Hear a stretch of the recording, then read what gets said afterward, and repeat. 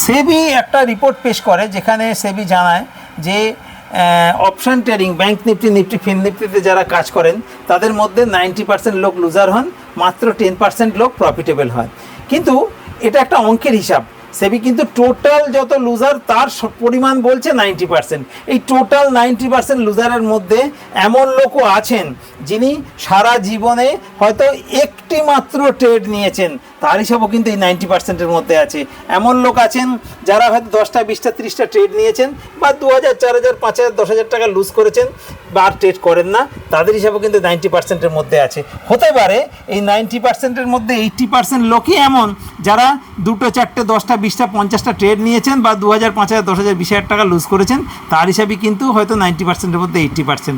সুতরাং এটা ভাবার কোনো জায়গা নেই যে অপশান ট্রেডিং যারা করেন তারা সবাই 10 লাখ, 20 লাখ, 50 লাখ, 1 কোটি টাকা, 10 কোটি টাকা লস করে বসে আছেন, এটা কিন্তু ভাবার কোনো জায়গা নেই।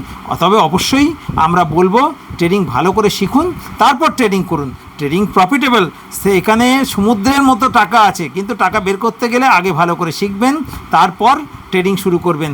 কারো টিপস, কল, পুট নেয়ার যে সমস্ত কায়দা আছে, বিভিন্ন রকম টেলিগ্রাম চ্যানেল বা হোয়াটসঅ্যাপ চ্যানেল, সেখানে কিন্তু কোনো টিপস নেবেন না।